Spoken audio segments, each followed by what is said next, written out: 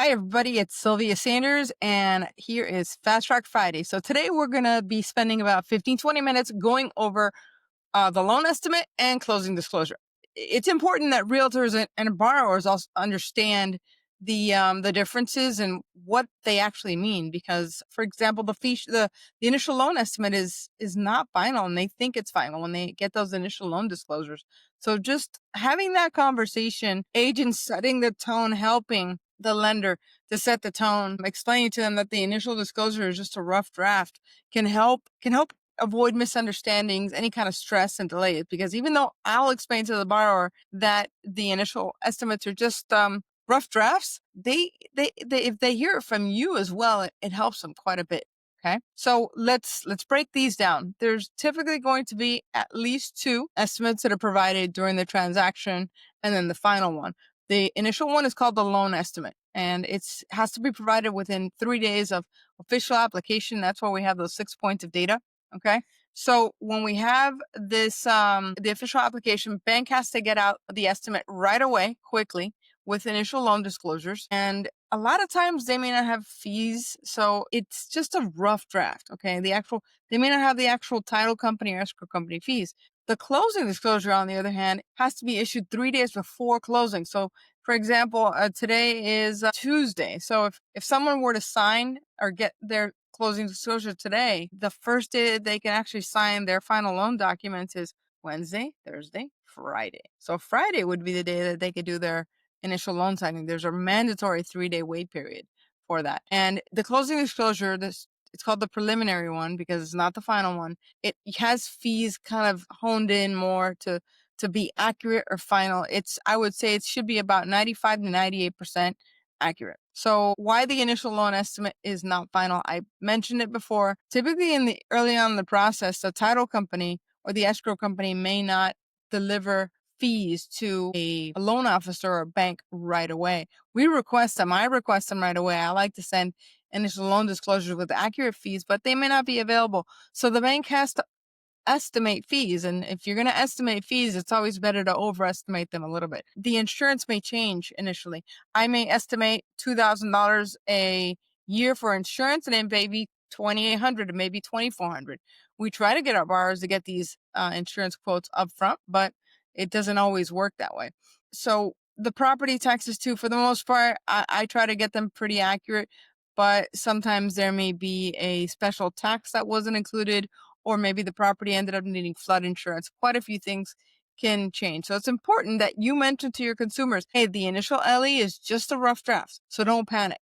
Let's talk to the lender. Always direct them back to the lender. Let's talk to your lender to see if they can provide some more clarity on these estimates. So my next slide, I'm going to go through it real quick, but just to kind of give you a frame of mind so consumers can understand what fees are. I put closing costs in buckets, 3 buckets. Okay. There's only one bucket I can control as a lender, the lender fee bucket. That's section A of the fees. Okay. There's section A of the loan estimate, section A of the closing disclosure.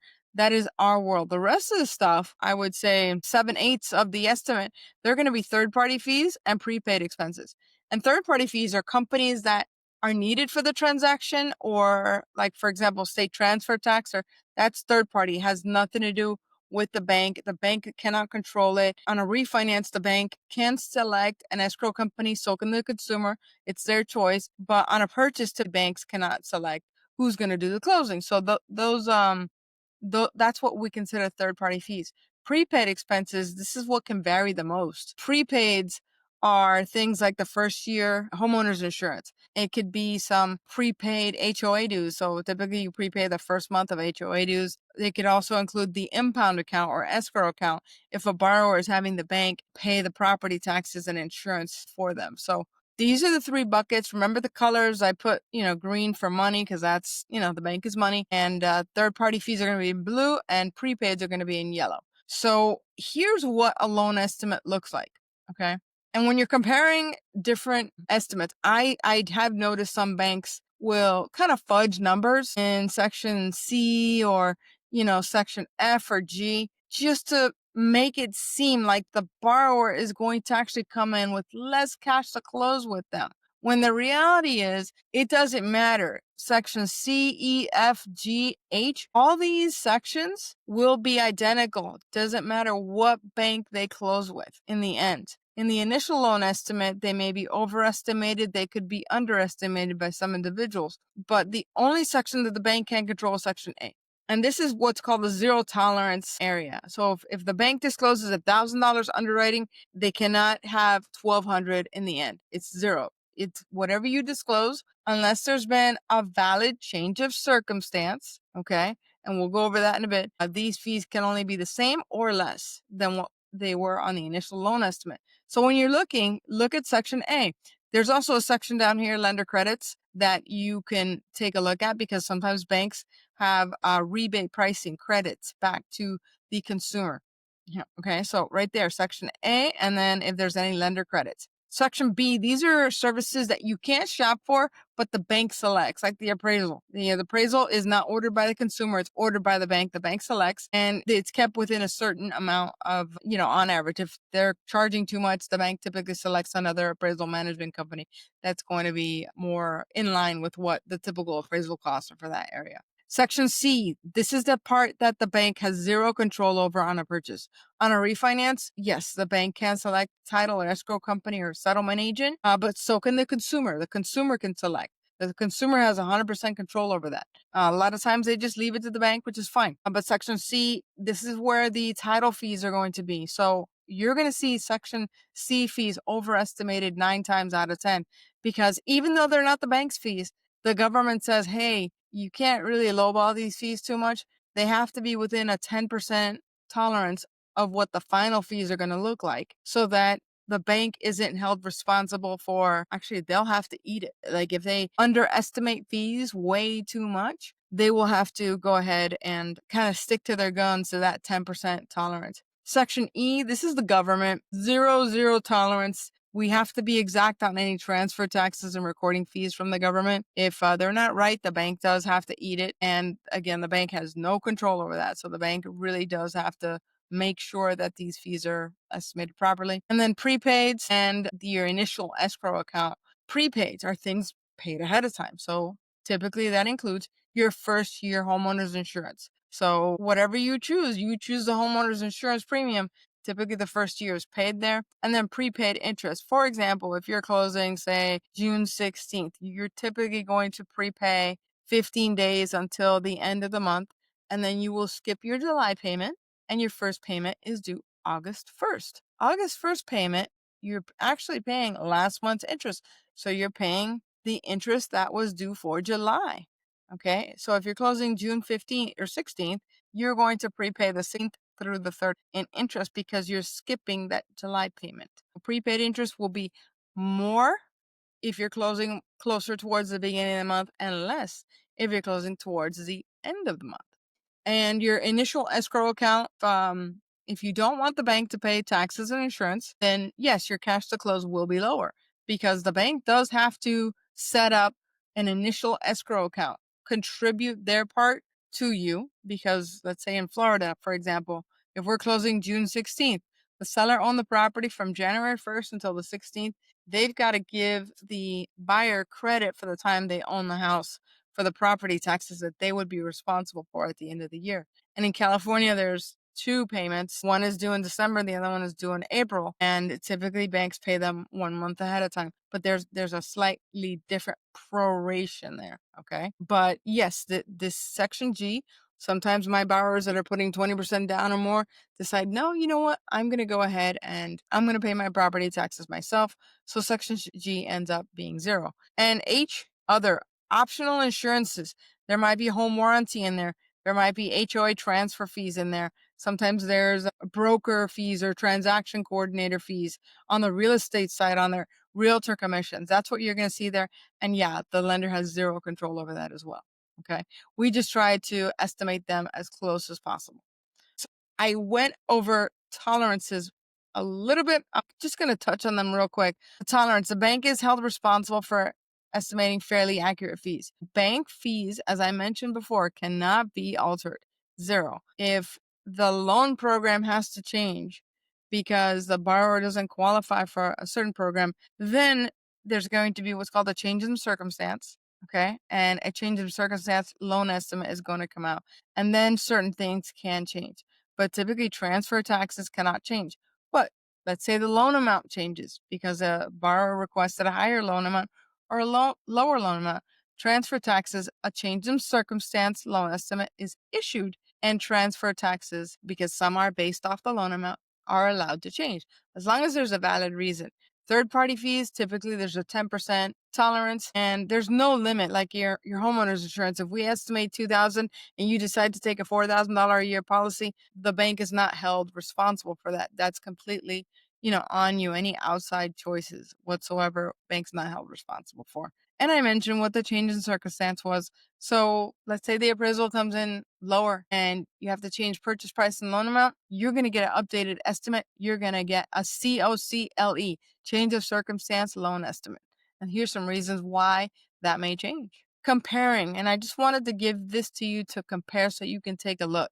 These are actual loan estimates of a closing that I had. Personal info is blacked out just to protect the borrower. And you can kind of see who this lender was. This is the lender that I use for this particular person. And the first page gives you a lot of information. This part, the loan terms, is great. It lets you know if the loan is a fixed rate, if the rate is locked. So here you can see the rate lock. Yes, it was locked in. Sometimes I'll get loan estimates with a no on here. And I'm like, God, this estimate was 2 days ago. The rates changed, so it's not valid anymore, right? But a locked loan estimate is valid. The rate and the terms are valid on there. Okay. So it'll tell you if amounts can increase. This loan amount cannot increase after closing. That means you're never gonna go up in amount. You're always gonna make making payments, and it's gonna go down or stay the same. Interest rate, can it go up? Nope. So it's a fixed rate. This is your principal and interest payment. That is the actual loan payment. Can it go up? Nope. Does it have a prepayment penalty? No. And does it have a balloon payment? No, it doesn't. So here's your projected payments, including principal and interest. And then this particular person does not have mortgage insurance and their estimated escrow. The escrow is taxes and insurance. Okay. If the person does not have an escrow, this is going to be zero. Estimated total payment, that's what they're going to be paying to the bank. Now, don't freak out if you see this number here, 830, higher than this number, because just read this estimate here includes assessments, meaning this property probably has an 8. So this estimate here includes property taxes in the escrow in the 682, homeowner's insurance in the escrow in that 682, and HOA dues not in the escrow. So the difference between 830 and 682 is going to be the person's association dues that they're responsible for paying outside of the bank. So this one's going to have your closing costs, 13,708, estimated cash to close. But boom, let's look at the closing disclosure. This one happens to be the final one. And the person decided to remove their impound account. So you see no escrows here. And this thing went from 830 to 785.19. What do you think could have changed? Homeowner's insurance, right? It went down. And so did their closing costs, because now we're not impounding, we're not collecting an escrow account for the bank to hold on to the money to pay the taxes and insurance when they become due. So their cash to close goes down. The closing disclosure is much more detailed. You can see here the preliminary, the initial loan estimate is not as detailed as the loan estimate. And this is a great example of one where there's an origination fee of $24.70. But look here, Section J, there's a lender credit of $24.70. So it's a wash. Really, the only thing the person's paying is an underwriting fee of $11.95. Section A, the only section that the bank can control, and Section J will have lender credits to offset any origination charges. Keep that in mind. Section B, there you have an appraisal. This person had an appraisal waiver, but the bank has to disclose an appraisal up front. We cannot not disclose it, even though we see an initial appraisal waiver. We've got to disclose it. And they went ahead and disclosed several other things: credit report fees, MERS, processing fees. And when you look at Section G in the end, it went down because there was no appraisal fee needed. The system gave us an appraisal waiver. Section C, this was third-party fees. So you can see, ladies and gentlemen, it was estimated at $14.35 and it ended up being $8.85. So it was lower because the title premium was lower. Section E, recording fees, $275 and transfer tax is $715. Let's go to section E. What did it end up being? $939 versus $990. So we were good because our fees went down. Prepaids, this is where the homeowner's insurance is going to be. I estimated $2,160. It ended up being $1,857 with 72 cents. So that estimate went down, but the prepaid interest went up a bit because there was a couple more days. So it ended up being $116. We closed a day early on this one. And that's fine. We don't have a tolerance for that. And in the end, section H, all we disclosed was a survey. The survey ended up being cheaper at $350, but we had some HOA fees that we didn't know about initially. HOA fees ended up being $1,096. There was a condo transfer fee, and there was a realtor fee in there for $350. So you can see there that the overall fees, okay, went down except for section H because the bank had no way of knowing that these things were going to be charged, right? This is pretty much it for, the main differences. This is the loan estimate. It shows the APR on there. Here's a clue. The APR is never going to be the same as the rate. The only time it's going to be the same as the rate is if the seller's paying all the closing costs. That's it. Your APR will typically be about 1/8% higher on average than the rate. And if the loan amount is lower, it will be lower or higher. And typically, if there's mortgage insurance, you're going to see the APR be higher because it takes that monthly payment into consideration. Okay. So it tells you if your loan is assumable. That means that when you sell the house, somebody else can actually come in and take over your loan payments as long as they qualify through the bank. It'll tell you if they're going to keep servicing. Every bank will switch to a permanent servicing department. So 9 times out of 10, it's going to say, yes, to service your loan if you make payments to us. Sometimes they will transfer it. And here on the last page of not the last page, but I believe it's page 3 or 4 of the closing disclosure, you're going to see how everything went, right? The initial loan estimate to the final one. If things went down, if things changed, you're going to see some things that you've got to pay the seller back for, like some assessments the seller paid. Section L, these are credits like your initial deposit, your loan amount. Here you have the seller refunding the buyer for the time they've owned the property. And then you do have seller fees on their side, things that they're paying and things that they're getting credited. And the rest of these pages, these are the last pages of the closing disclosure. It'll just reiterate a lot of the same things that were on the preliminary loan estimate. Why can the CD look different than the initial loan estimate? Title policy credits. Sometimes there's credits from the seller to offset or pay for some of the lenders and owners' title policies that have been put on the buyer side. Sometimes there's property tax prorations added. That means there's credits or charges sometimes because maybe the seller paid the taxes to the end of the year and now the buyer has to pay them back for the time that they will have owned the property. Final title and escrow fees are going to replace the initial estimates. Ideally, these fees will be lower than the ones initially quoted. I always make sure to pad my initial fees. And then there's going to be HOA and final utility adjustments, little tweaks that maybe the person decided to get a home warranty. Maybe there's a broker fee that wasn't disclosed initially to the lender. Okay. So as a real estate agent, okay, this is what I feel as a lender, my opinion that you can do to help your clients understand fees and everything. First of all is set expectations. Let them know, hey, your initial LE is just going to be a rough draft. Tell them not to panic. Tell your clients that the initial estimates will have slightly higher closing costs. Do not estimate closing costs for the buyer. Refer them back to the lender. If they're panicking, if they're unsure, the best thing you can do is say, hey, let's get your lender on the phone and let's talk to them to make sure that they're explaining these things to you and that you're comfortable, right? As a realtor, just take control, calm the client down, and their lender should be able to explain the fees to them. Okay. And the other thing that you can do as a real estate agent, when you pass on that purchase contract to that lender, give them the title company's contact info. Give them the escrow company's contact info right away. That way they've got the info they need to request those initial fees up front. All right. So I hope this helped a little bit, shed some light. Consumers, remember, when comparing lenders, compare section A and J in case there's any lender credits in there. The rest of the stuff needs to be estimated properly. I've run across where I've been competing against another lender and the other lender grossly underestimates the escrows, how much they're collecting in property taxes. Maybe they only put 2 months when really it should be about 6 months of property taxes that are being collected. So this shows a bottom line lower than what it should be. Be an educated consumer. Look at section A. Look at the actual fees that are being charged in section A and any credits that are being given on section J. The rest of the stuff, it's going to end up being the absolute same amount. Doesn't matter what lender you close with. If you guys have any questions on this topic or any other topic, if you're a realtor consumer, I'm always available for questions. Home loans made simple, rates you'll love, guidance you can trust. Thank you so much, and I'll look to see you next week.